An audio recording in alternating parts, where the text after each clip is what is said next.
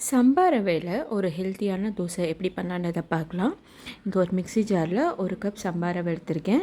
ஒரு 1/2 கப் வந்து பொட்டுக்கடலை, ஒரு 1/4 கப் வந்து அரிசி மாவு.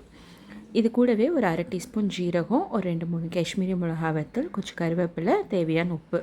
இது எல்லாத்தையும் சேர்த்துட்டு தண்ணி விட்டு தோசை மாவு பதத்துக்கு நல்லா அரைச்சி எடுத்துக்கோங்க. இது ரொம்ப மெலிசாக இருந்தால் நல்லா இருக்காது. ஸோ கொஞ்சம் திக்காக அரைச்சிட்டு கொஞ்சமாக தண்ணி விட்டு இதை நம்ம அடை மாவு பதத்துக்கு நம்ம எடுத்துக்கலாம். ஸோ இப்போ வழக்கம் போல் இது வந்து ஒரு 10 மினிட்ஸ் ரெஸ்டிங் டைம் கொடுத்துட்டு நம்ம எப்போதும் போல் அடையோ இல்லை தோசையோ இதில் மாற்றிக்கலாம். இது ரொம்ப மெலிசாக தேக்க வராது. ஸோ நம்ம அடை மாதிரி இதை நம்ம சுட்டு எடுத்துக்கிட்டோம்னா அவ்வளோ ஹெல்த்திங்க. அரிசி சுத்தமாக இல்லை, ஜஸ்ட் அரிசி மாவு நம்ம 1/4 கப் சேர்த்துருக்கோம். அது அந்த கிறிஸ்பினஸ்க்காக. பொட்டுக்கடலையும் சேர்த்ததுனால இது ரொம்ப டேஸ்ட் நல்லா இருந்துச்சுங்க. ட்ரை பண்ணி பாருங்கள். ரொம்பவே ஹெல்த்தி அண்ட் ரொம்பவே டேஸ்டி. யூஸ்வலாக நம்ம தோசை மாவு இல்லாத சமயத்தில் இந்த மாதிரி ஒரு நாள் வெரைட்டியாக நம்ம செஞ்சு சாப்பிட்டோம்னா அவ்வளோவோ உடம்புக்கு நல்லது, டேஸ்ட்டாகவும் இருக்கும். இன்றைக்கி நான் இதை வந்து சாம்பாரோடையும் இட்லி மிளகா பொடியோடையும் நான் சர்வ் பண்ணியிருக்கேன். ட்ரை பண்ணி பாருங்கள், எப்படி வந்ததுன்றது தெரியப்படுத்துங்க. தேங்க்யூ ஸோ மச் ஃபார் வாட்சிங்.